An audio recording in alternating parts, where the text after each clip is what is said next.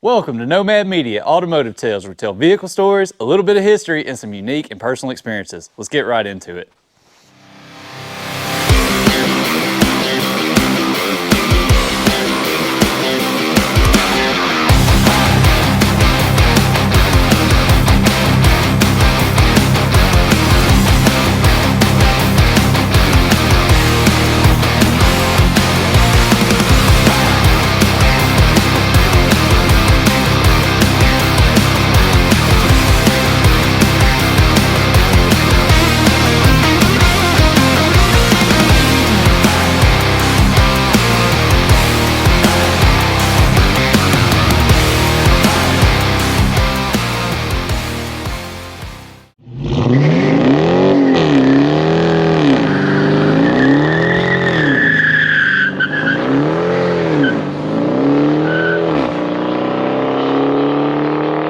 Welcome back, and today we're going to be talking to Mark Schneider about his 1969 Dodge Super Bee. This thing is so cool, man. Like, I remember when I met you, I don't think you had this car out, but you were telling me about it. And Yeah, this thing, I had a different one. This thing is super nice, and I've read some of your backstory on it. So thank you for taking the time to talk to me, man, but let's get right into the story of this beast. I was about to call it a beauty, but I'm like, nah, Yeah, it's kind more of a beast. It's a beautiful beast. It is a beautiful beast. Like, anyone would be extremely happy. And me personally, huge fan of green. Can you imagine why? Well, yeah, right. We all like green, don't we? Oh, yeah. So, well, let's get right into well, it. Thanks, Brian. Let me hand it off to you. You tell us the story, All man. right. Well, I guess to tell the story of this car, I kind of have to go even before I discovered this car, gives just sort of some background. So I grew up in the north, like in the Pittsburgh area, and we have our professional teams, all the kids, Steelers, Pirates are actually good back in the day too, and all that. And I'm just this nerdy kid, and I go into the library in my grade school and was drawn to this book on Richard Petty, and so this would have been in the mid '70s. So, of course, Richard. If you get a book on Richard Petty in the mid-'70s, it's going to have nothing but Dodges and Plymouths in it. And I just loved the cars that he drove. And I read the book, checked it out. I can't believe that library actually had a book on NASCAR up in Pennsylvania in the mid-'70s. I feel it like was long before 1979's Daytona 500, which put NASCAR on the map. But I checked out this book and read it and was an instant Richard Petty fan, instant NASCAR fan. And I love these cars, these Plymouths and Dodges that he drove. And so I became interested in NASCAR. And when I turned 15, for a variety of reasons, my father bought me well, he was remarried, and his wife's brother had a garage. And when we decided I'd get a car, my stepmother's brother just happened to have a 1975 Plymouth Roadrunner with the for sale sign at his garage. So imagine like gas pumps and couple bay garage, and there's this Roadrunner. Now, the '75 Roadrunner is not a highly desirable year, with all the emissions and whatnot, but it's still a Dodge, man. I was delighted. You're in a Mopar. I was delighted, and I'm like, yeah, I'll take that car. And I think we paid $700. He paid $700 for it, and so I had big money, man. Big money. It was. So I had it, and it was cool, and I loved that car, and I had it through most of my teenage years. Of course, being a new driver, I kind of wrecked it fender by fender, but I ultimately had to part with that car, which kind of broke my heart. But, life goes on. You get out of high school and college, and I got busy with school and a career and getting married and all that kind of stuff. And I didn't, I had other cars, but they weren't Mopars. They weren't muscle cars. They weren't anything like that. And so, I start getting established a little bit in my career. And I don't know. Every once in a while on a Saturday, you see an old car driving around, and I just kind of got the itch, and like I had a little bit of money now, and I decided I was going to get a car. And I remember this was pre-internet, so I found this car in 1998. So, you'd get the Sunday paper, and you probably don't remember this because you're too young, but they would have a classified section, and, there were cars listed or whatever. And Well, you do know they still have a classified section in newspapers, right? well, I don't know. I don't look at They that. may not be that big, but like there's still a classified section. It's been a long time since I've seen a newspaper, let alone look at one. But Most of the time it's not cars in it, but they're still there. well, I imagine. My thing was the Auto Trader. Auto Trader magazine. Get the thumb through every week, and you look at it while you're in a history class, because I'm looking at history. Right, right, right. It is history. Oh yeah. So I had this newspaper, and it had every Sunday. I'd probably been looking for 2 or 3 weeks, and I wasn't hell bent on a Mopar because I do like certain other things. Like I always kind of like the GTOs, a little bit the Judges, and spattering of other things, but primarily Mopars. And there wasn't anything that I'd seen over the 2 or 3 week period. I was looking at the Sunday paper, and then I was looking through this one particular Sunday, and I saw 69 Super B. Oh, and I failed to mention, so I had this Roadrunner as a teenager, right? And all of a sudden, people were coming out of the woodworks, other kids that were interested in cars and Mopars in particular, and they'd want to come to my house, and I was like a total loser, and so. But it was all pretty. Not many of them had cars of their own, but they were, oh, my dad had one of these, and my dad, I know my cousin has something. And So I'm sorry, I have to interrupt you for just a second here. You said you were such a loser, or you were just a loser. It's like, you're only a loser outside of your friend group, right? Like in your friend group, Yeah, I you're probably guess. one of the coolest. Well, yeah, but I wasn't necessarily attracting the coolest people. Don't be ashamed of yourself, people. But yeah, these kids were coming out of the woodwork, and one kid in particular, it stuck with me for some reason. Said, "Oh, my brother or my uncle or something has a Super B," and I was like, "What the hell is a Super B?" Because you'd see Roadrunners around and different things like that, but I'd never seen a Super B. And so again, fast forward back so now I'm in my, I guess, early 30s. When I got this car itch again, and I'm looking at this newspaper, and it said 69 Super B, and I'm like, that's that car, that kid. And for some reason, it stuck with me. I'm like, B, Super B, what the hell is that? And now I knew what a Super Bird was. Yep. Because Petty had one of those, and somehow I found, I don't know if it was one of the NASCAR races I went to, but there's that sort of famous picture of that blue Super B that everyone sort of had framed. You'll have to show me Super later. Bird, excuse me, Super Bird. We're going to post that right here so everybody knows what we're talking about, and you're going to show me later. Okay.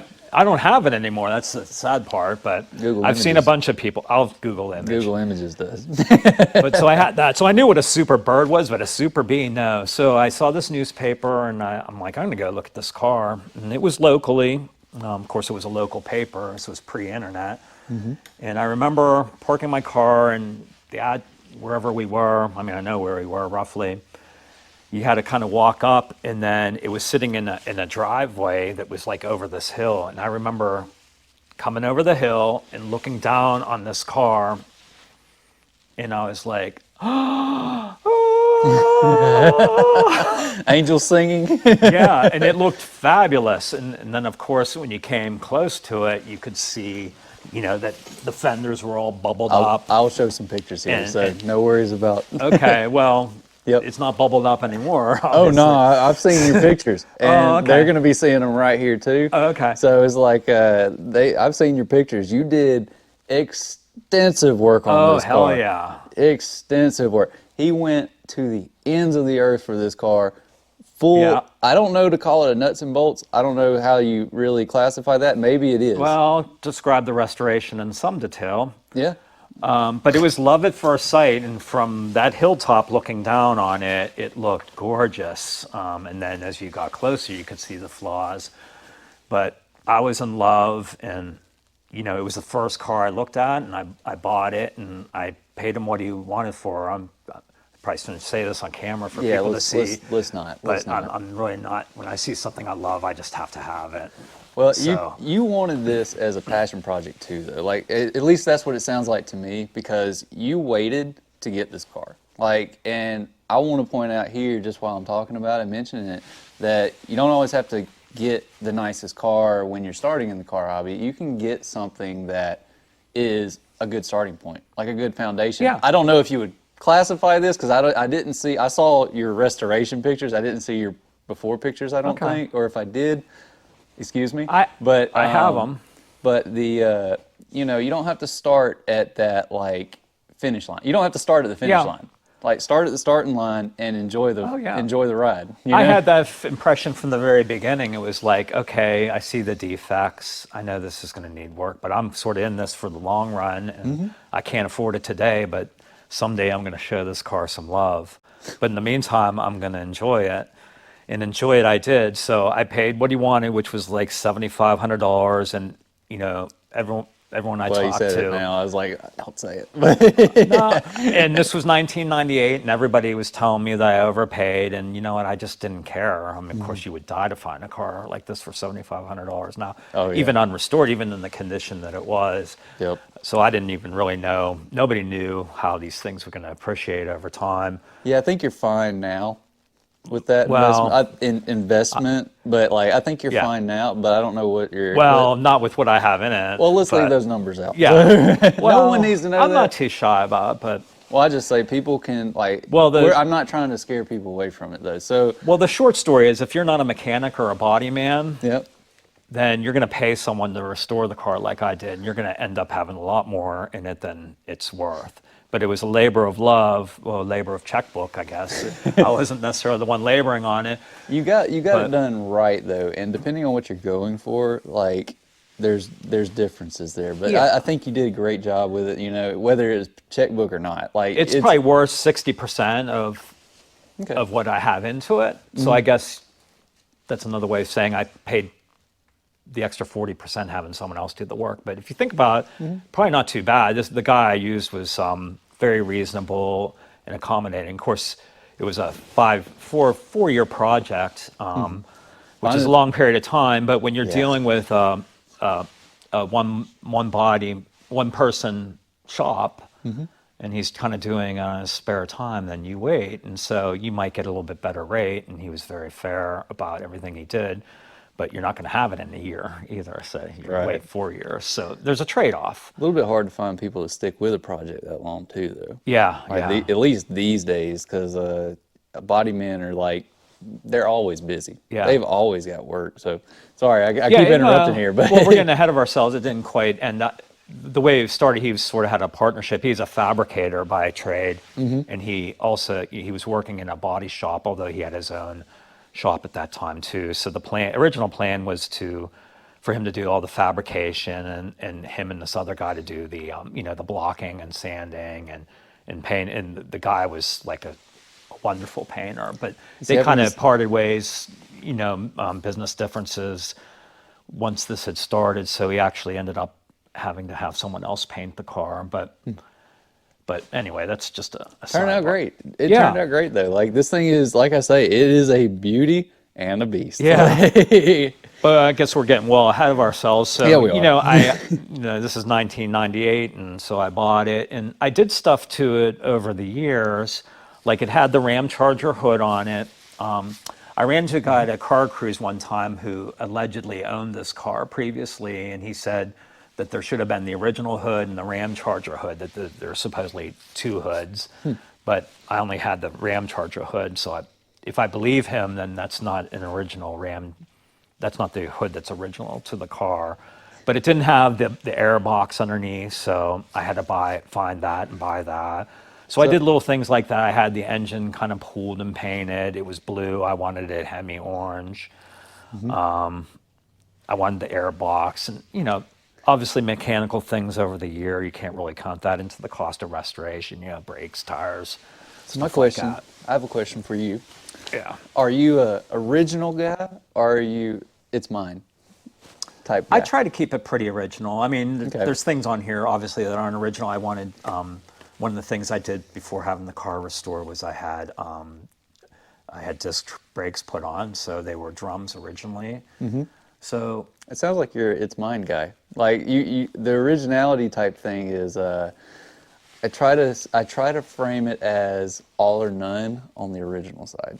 Like because and it's not necessarily that extreme, but I'm getting at it like you like the safety of the brakes, right? And that's probably, is that why you did it? I'm assuming. Yeah, primarily. So it's Yeah. like, you know, you do tasteful upgrades. Tasteful Yeah. upgrades. And I mean, That's why I asked, is because I was like, I would have went with a ram charger. And I would have loved to have this one over a plain stock one. Not that well, there's if I anything had wrong both with hoods and I was restoring it, I'd do the Ram Charger for hang the sure. other on the wall. Yeah. Well, I have the. Well, that's actually not the. That's a whole different story too. But obviously, as he fabricated and stuff, he determined that that hood was too rusty, Ooh. and so I got a new hood as part of the restoration. But I have the old hood hanging On the wall. Nice. Nice. So they found that hood, but it was just a regular hood without the scoops on it. So the guy that restored the car had to find a template for it. And I think he got it from Jim Kramer, who's, you probably heard that name. I'm pretty sure I have. And Yeah, he's got a booth at all the different shows. But he had a template to do, you know, the punch outs to put the scoops on. That's awesome, dude. That's awesome. It turned out great. Like, Oh, so, thanks. you know, I'm going to be showing pictures of this, like I've already mentioned before, but like, Yeah. everybody's going to get to see it. And I'm like, it looks beautiful, man. Yeah. If you didn't tell me this personally, I'm the make it yours guy, so I don't nitpick about and I guess nitpick may not be the right way either. I'm not going to be like, oh, that's not the right hood for this car. Like, I'm like, man, Yeah. this thing looks cool. I mean, Like, I'm sure there's other, I mean, the rims aren't stock, obviously. you got to worry about telling all that stuff.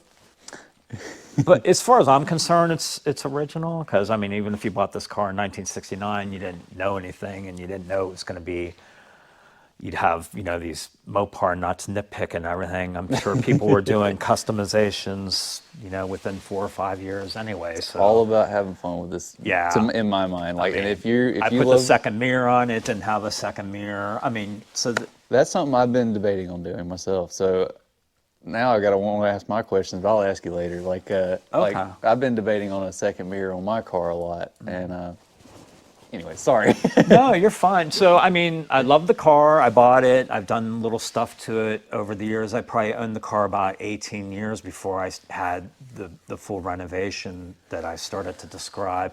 And I really kept the car looking pretty much the same. The rust and the bubbling and all that never really got any worse because I was pretty passionate as I am today about keeping it dry. And, if it's more than 30% chance of rain, I never really took it out. I never wash any of my cars. I always just use like a wet rag and, detail polish, so I was very fanatical about keeping this car dry. So over that 18-year period, the rust and everything didn't get any worse. So it's a bona fide show car these days, then, because you're taking like that.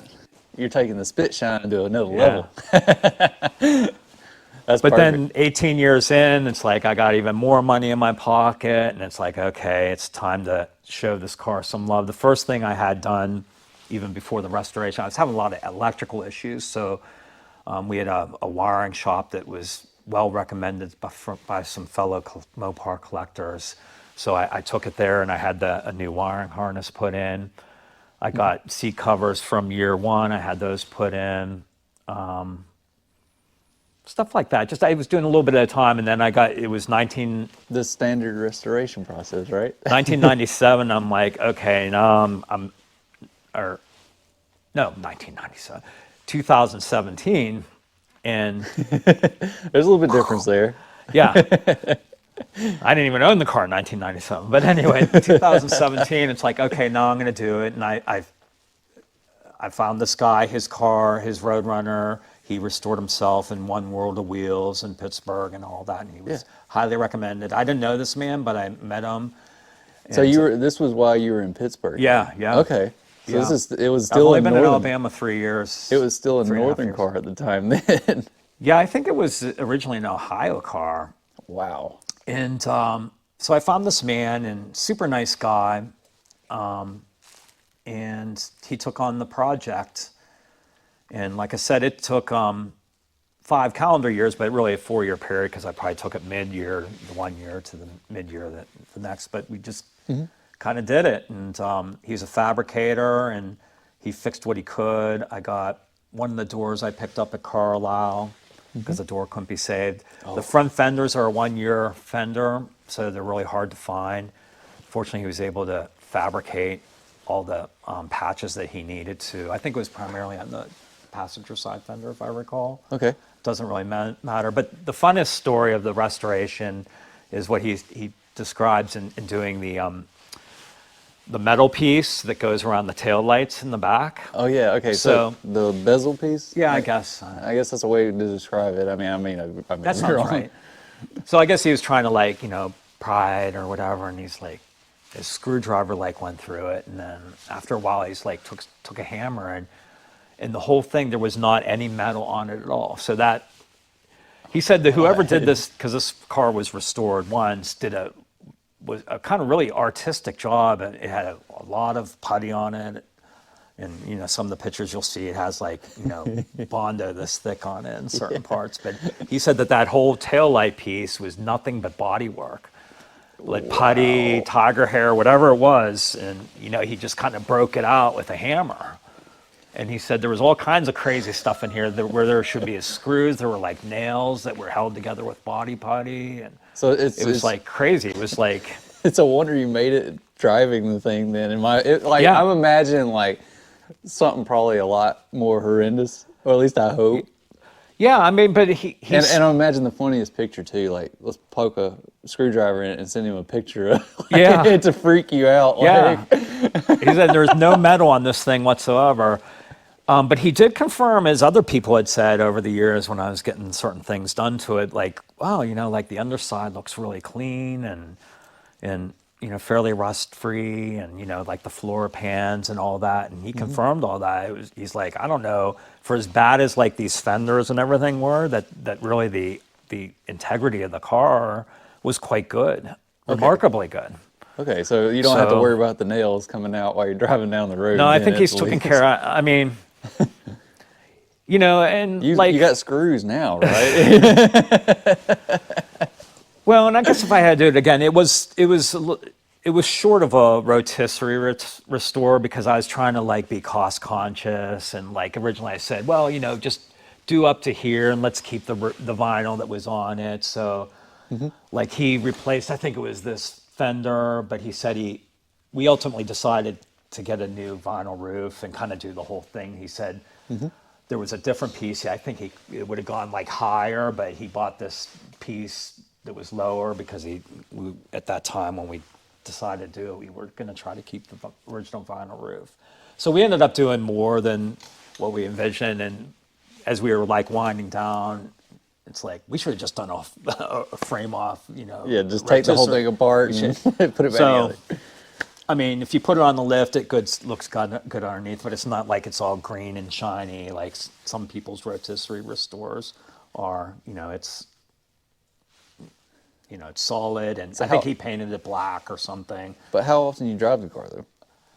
I drive quite regularly. I mean, I didn't drive it for that 4 to 5 year period, but right. So I think you're fine. I drive all my cars, and I know we might talk about other cars different days. So as I've accumulated cars, it doesn't get driven quite as much because it's got to compete with other ones. But Mark here's definitely got a collection, and we're gonna see about getting back for a few more stories. I might be game for that. For a few more. But today we're going to talk about this one. Yes. So this is other than that one I had as a teenager, this is my first car. It was the love of my life, and if I had to sell every car that I have, this would be the last one that would go. And my son knows that too, because he is expecting to receive this car someday. I honestly, that's awesome. That is awesome. I didn't know this was your second car, but first car. Like for however you want to describe it, each person describes it their own way. Yeah. However you want to describe it. Yeah, to me it's my first, because my first car was just like my daily driver. Your teenager, your first car. I would love to have that car again. This is your first fun car, right? Yeah. Okay. Well, yeah. Although I had a lot of fun with that car as a teenager, let me tell you. Yeah, I wish I could find my first car. Like, I honestly think I know where it's at, but I'm not 100% sure. And I'm not 100% sure the person would sell it back to me. So, I'm sure mine's smashed, like crushed. Yeah, there's a lady that bought, or lady's husband bought my car, and now the lady drives it, and I'm like, she loves it, and I'm kind of like, darn it. But I've seen two cars basically exactly to my first car, like color inside and out. One I see every year, Carlisle, but he's like the original owner, and his kids have, so I'll never see that car. And then there's another one actually in the Pittsburgh area. I've yet to see one down here in the South. But if I ever found that car, watch out, I'd love to have Another one? Another one that looked, Add I mean, another even though it's a 75 Plymouth Roadrunner, like with nobody really wants. You gotta get your wife's buy-in on that one, or is it just a hey, let's just go get it? Like, Well, I think I'd have a free pass on that. I think I'm shut off on cars otherwise. We're drastically out of garages. In fact, we're sitting here in a garage that I'm renting right now. But the goal is to have a garage building to house these that I actually own. maybe I'll be able to help you out one day. Oh, We'll see okay. about that. Oh, I'm game for that. So I have to tell one story about the restoration for sure. You have to tell a lot And- more stories. Like, Well, what I are you can- talking about? Like, Well, there's one that I want to make sure I don't forget. So when my Okay. son was a young boy, the same son that wants us now, who's a mechanic, and he loves Mopars too. He has a '72 Duster. He's back up in Pittsburgh. But when he was a young boy, you see this sticker here, right? Oh, yeah. So he's in the back seat, and of course you're going to be intrigued by that, right? As a 4 or 5-year-old kid. right. Excuse me. And so he starts peeling it off, and I'm driving. I saw what he was doing, and I yelled at him. Like, I just really, flipped out. And apparently it kind of traumatized him because he, never goodness. really forgot about it. Uh-huh. And so, fast forward to the end of the restoration, so I get the car back, and, so obviously it had the Bumblebee stripe and all the major stickers, but it didn't, this is all new glass, so it didn't have the sticker on it. And so I ordered those, I guess, from year one or something. And so I had my son, and I have pictures and video of this too, put the stickers on. I said, I can't make up for yelling at you, but you can be the one that applies the new stickers to the glass. That's awesome, man. And I love to hear that he wants it too. Like, because you said he's a mechanic. So Yeah. I can only imagine that he is in love with your cars. He But, is. Like, I get on him a little bit because he never works on his Duster. But I know how it goes. Like you work on cars all day, you come home, maybe you don't feel like working on your own car, but Yeah, there's a It's give and like- take to it. but I'm in that. I give him a like you want this car so bad, but you won't even work on yours. So like, why am I going to give you this car? But he'll probably get it. He'll be watching this video. Well, So- that's a probably. So that's you a problem. You got to be a really Get that good, Duster fixed, and we'll talk about it. You got to be a really good son, kid, however you want to say it here. I don't know the age. I'm assuming he's at He's least my age. 28, I think. Yeah, he's at least my age. So it's like you got to be really good, nice. Maybe one day Santa might Yeah. deliver you Oh, in a big I was green buying car. a house, and now I have a baby, and yeah, okay, I get all that stuff, but you got to show a little bit of love to your own car if you think you're getting this one. So I got options. Oh yeah. So yeah, I just wanted to be sure to share that story because that was like for me, kind of redeeming. Like, okay, I've sort of set right that this this wrong that I'd done. Right. Because it's a sticker. What was I doing? Like, screaming at my kid over that. So it Yeah. was it was a father-son bonding moment, and Hopefully it made he- all things right. I think. at the end of the Hopefully it's day. something that he'll never forget. And Yeah. if he watches this, hopefully Oh, he'll he watch this. comment down below that you watched and that you're good with it. Like, And everyone else comment below that, fix your Duster. Right? yes. All right. Oh man. So, I mean, So how about this? Let's get into like after the restoration here. Okay. If I'm not jumping the gun here. no. I mean, that's fine. We can If always some- go back to the restoration. If something it comes goes up that hasn't been said yet, Yeah. definitely stop, mention it. But let's get into what you did after the restoration. Like, what all did you like? Trips, events, activities. okay. What all did you get into, man? Because I know that you've done some things with this car that you've had fun with. Yeah. And I want to hear about it. Okay. Well, not as much as I would like for a couple of reasons. Well, when the car was finally done being restored, I was already semi-living down here, but the car was in Pennsylvania. Okay. I had a home up there still. So I picked it up and it sat in the garage. prior to this, I'd brought in another car down, so I had something here in Alabama, vintage to drive. Stay tuned what he's pointing to. So I had something down here already, and I had a small house and with a one-car garage, and so it's not like I could pack everything up and bring it down here because I still had a house up there too. So I would drive it when I was in the Pittsburgh area because I'd go back home about once a month for a week or so. As a guy with too many vehicles, I understand. Yeah. Too many. So, I mean, I just would drive it when I was there. If I had to go somewhere, I mean, I tried not to go to like grocery stores and stuff like that because you worry about door dings, but some car shows and stuff up there, mostly local stuff. Before I brought it down here to Alabama, I did take it to Carlisle one time. I'd been taking that other car a lot. Stay tuned. And I would have liked to trailed this to Carlisle last year, but it was the year, the 50th anniversary of the 73, so I took that car, even though I wanted to take this one. So how many times have you been to Carlisle? Like, just as a side note here. You know, not as many as I should have, because again, like I was early in my career and I first learned about Carlisle, so even prior to me maybe owning this car. And maybe touch on what Carlisle is just for the people who don't know as well, because... Well, it's probably one of the biggest Mopar, well, they have, throughout the summer, they'll have like Mopar weekend one weekend, then Corvette, and you know, different weekends, but it's a giant fairground in Carlisle, PA, which is in the center part of Pennsylvania. It should be fairly well known to your viewers. But I'm also looking to get new people involved. Okay, so the new people is what I'm pointing to here. Like the people that know all this, you know, bear with us. Bear with us. You know, Carlisle is a big fairground. It's a car show and a swap meet. It's a swap meet, car show, and then they'll have all kinds of vendor booths, and a lot of times they'll bring like Hellcats there, and you can take it around.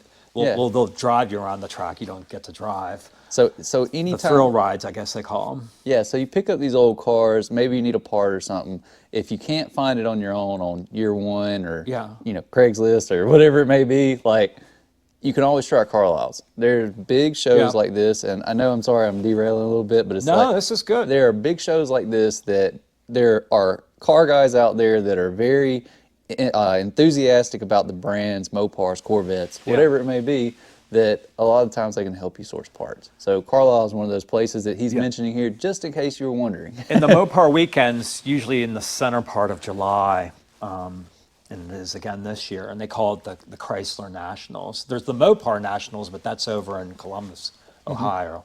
But Carlisle, from where I lived, was only about a 3-hour drive, so I never trailered cars until now. I'm trailing them from Alabama.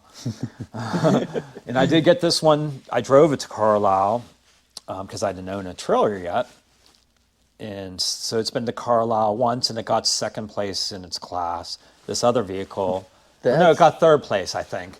That other car has won second place in my class every year I've taken it, which has been 4 or 5. But to answer your original question, I had heard of Carlisle, but I work in healthcare finance, and every health system I've worked for has had a June 30 year end, and so the center part of July, I'm always like closing the books and stuff. Of course, the place I work for here in Alabama also has a June 30 year end, but I'm a little bit more senior now, so I don't necessarily have to be on site, and I've learned the art of remote work also. So going to Carlisle, as I progressed in my career, became easier from a scheduling standpoint. So I started going probably, I don't know, 2008-ish. Okay. And I've gone pretty much every year since then. Wow. Okay.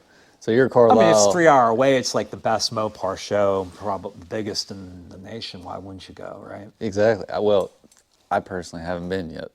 Well, but you're in Alabama. I understand that. There's a lot of people in Alabama that haven't. Yeah. But, you know, I never took the Super B before the restoration because I wouldn't want to put it. I mean, I know that every car in the show field isn't like going to win an award or whatever, but I just never. I wasn't in a condition I felt like I wanted to put it on the show field. I get you. So, but third place as of right now, and even second on the other one, but we'll discuss later. Third place is like really good for that show, in my opinion, because like I said, I haven't been there, but even I I know what it is. You know, I know what Carlisle is. Like, you know, and it's one of those things I'm like, there's a lot of man, you won competition. third? Dang, man, like, that's good. Like, Yeah. what you just said, a lot of competition. Yeah. There are a lot of, you know, over-the-top builds. There's a lot of over-the-top restorations. There's a lot of pristine, like, you know, nuts and bolts things there, you know, so. And just to give the viewers a flavor, so like when you put your car in the show field, they'll put you in a section with nothing basically but Super Bs. Like it might be 68 through 69, or I forget what the exact class was because they vary. But, you know, so then it's basically popular vote, although they have like celebrity choices and stuff, but you can go around and vote for the cars. And so you'll see this car and maybe 12 more. And, you know, that still means they like had that. to pick you out Right. of it. So that's why I still So say it's like, third out of like 12, say, for example. right, but that's It's still. cool. But most of the 12 are in pretty good shape, like this one is. You have to think though. What I said earlier was like, you know, you're talking about Carlisle here though. Like a lot of people have that mentality of don't bring it until it's perfect. You know, a lot of people have that. Now, I go a little bit against the grain there. I'm like, bring it when you got it. Like, because I'd love to see a build that's halfway through it just to see what you're doing or where you're going. And then if I see you again, I'm like, where you at with that? You know? But most of the people that go to this, I imagine, because I am speaking from ignorance here, probably had those 12 cars were the best of the best. For the most part. And you're number 3. Yeah, like, that's amazing. Like, yeah, we're saying the same thing. I think it was still, you know, pretty good to get third place because your competition is. Let me give there's it a lot hype, of good man. cars. Let me give it hype, then. So, but you're right. They're in different condition. I know for 3 or 4 years, my son brought his Duster up there, and it's kind of in the condition this was before I restored it. So he never wins any rewards, and we kind of laugh about it or whatever. But I love that you're just. No, it's not at all. He bought that car when he was 18 years old, and we bought it at Carlisle because the other thing that Carlisle has is they have a car corral of people looking to sell their cars. And we bought his Duster there, and he paid for it. They had a bank there you could get financing from. We transferred title. I think I had to co-sign the loan, I think, but he paid it. It's everything in one day. That's awesome. Yeah, he paid for that car, so. That sounds like an experience right there. And now I'm just like, I gotta go. Oh, you have to go to Carlisle. Oh yeah. But otherwise, I mean, I've been to, now that this car's in Alabama, I do intend to take it a lot this year. I didn't a lot last year because my other car that we're not talking about is a 73, and it seemed like everybody had the 50th year of the 73, and I'm like, okay. So I drug that car around everywhere. I took it to Carlisle. I took it to the Mopar Nationals. I took it to. Oh no, I took this car to Moparty up in Kentucky. This year, Just because, I guess. I think I was tired of taking that car everywhere, and I wanted to show off the Super B. Now I didn't go this year, but this is the previous year, so I'm like, oh boy. So this is my first love, and it's the car I really want to show because I love it, and I paraded that car around a lot last year, and so this year I intend to take this a lot of places. Oh yeah.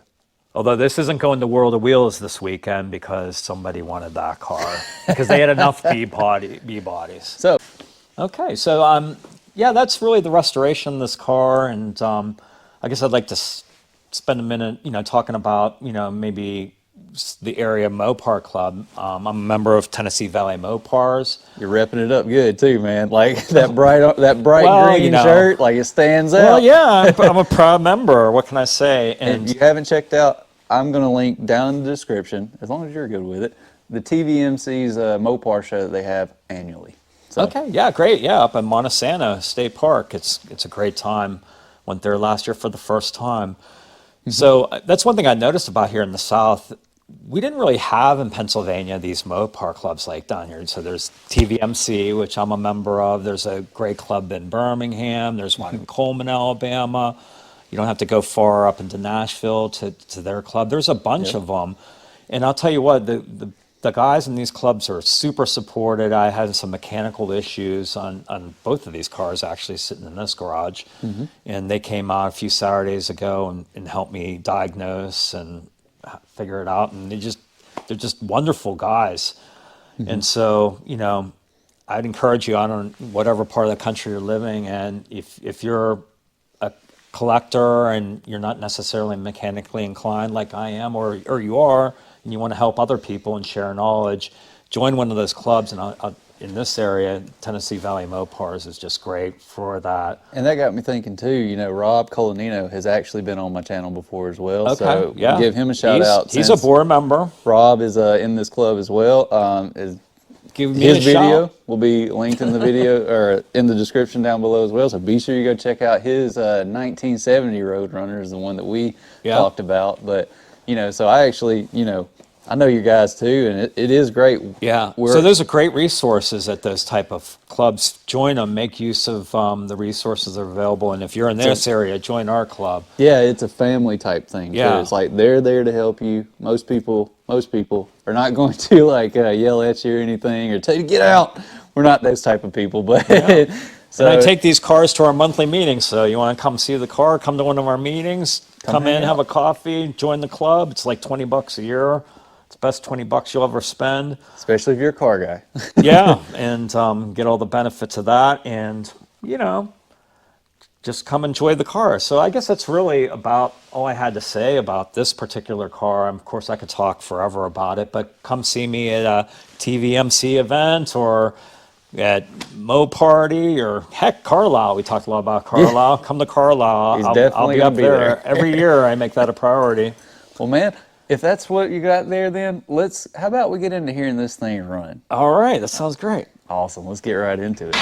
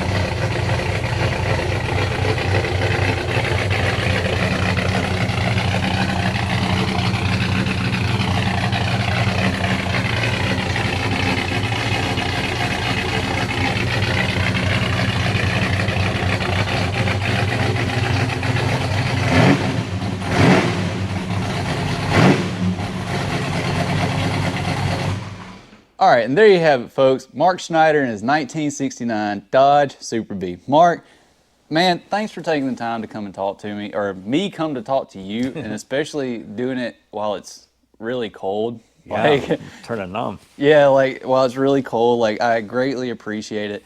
I love the stories you told. I'm glad you mentioned things like Carlisle's for people who don't know out there. Like, yeah, probably a lot of people who watch this are going to be watching for the Mopar aspect. They probably already know. But those few people that watch it because they found the channel and they love seeing cars, they love hearing the stories of people like in their cars, what they've done with it, what they've been through, you know, they might learn from that where it's like, oh, there's places like Carlisle, like that you've never heard of before, you know, and that may help someone in the future. The story, man, about the Bondo bezel, Right. that was Bondo bezel. that's so funny, man. Like I can't, like, I really wish I had, like, I might have to, like, recreate a video or something, just put this in, like, right here while I'm talking about it. Like, I can imagine the guy just going in the back with his hammer and screwdriver and just being like, hey, Mark, watch this. Like, and you're just like, oh, no, no, no, no. That's what I see, like, just off of, like, an old school cartoon or something where they're just being crazy, and it's like, oh, my God, like, that's hilarious to me, man. And then, you know, being a Dodge too, it fits with all the Dodge stuff, like cartoons and having cool names, you know. But is it? Stop me rambling here. You know, is there anything you might like to say to anyone out there that may be watching? Well, sure. First of all, I didn't see him do that with the Bondo bezel. I might have started crying if I'd have seen that. He relayed that to me later, but I'd seen enough of the shoddy stuff that was done on this car to believe him. But really, I mean, just to wrap up, I was just really happy to talk about the car. I'd love to talk to you more about it if I bump into you at one of these shows. And If we don't see each other at a show again, man, I'm gonna be very surprised. oh, we're going to see each other at a lot of shows because Yeah. my calendar's booked this summer. I'm going everywhere. Oh yeah. Yeah. So, I mean, I'm not really technologically real knowledgeable about a lot of things, but I love to look at them and talk about them and tell the stories behind them. But, and I'm just really hoping that, not only my son can see this video, but, part of the reason I'm doing this in addition to your viewers is like, I'm hoping that this car stays in the family for many generations. And, maybe someday my great, great, great, great, great grandson will be watching this video. It'll probably be a 3D holograph or something of his great, great, great, great, great grandfather, who was the original, not of the car, but the original Schneider owner of the car. That would be awesome. So Cool. that's one thing I'd like to say. But I guess that's really about it. So thank you for your attention from my perspective. Man, well, thank you anyways. And I'm going to actually point out one thing based on what you said right there. If there's anyone out there that wants to sit down with me and do a story on their car as well, I'm sorry I'm using you as a plug for myself. But, if there's anyone out there that wants to sit down with me and do a story on their vehicle, it does not matter. It doesn't have to be an old classic car. I do new cars, motorcycles, trucks, boats, tractors, whatever you got. If it runs on gas, I'm pretty interested in it. You got an airplane? Someone with an airplane hit me up. But and your great, great, great, great grandchildren may appreciate this video. Yeah, we live in the technology age. Exactly. Reach out to me on Instagram. It's Nomad Media 1, just like the channel. But reach out to me there. But as for this, for right now, Mark, I appreciate your time. Thanks for talking to me. I appreciate you taking the time to meet with me. And Thank you've you. got Thank you all. You've got such an amazing collection. I can't wait to you. talk about the rest of them. All right, we'll do it. With that, we're going to see you in the next one. Peace.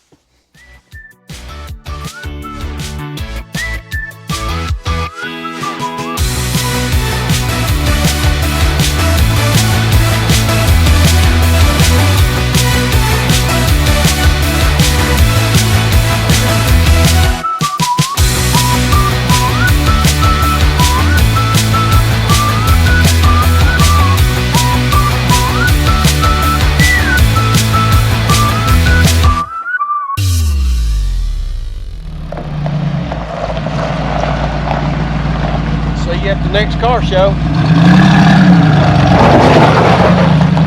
And there you have it, guys. Be sure you like, share, subscribe, and I'll see you in the next one. Peace.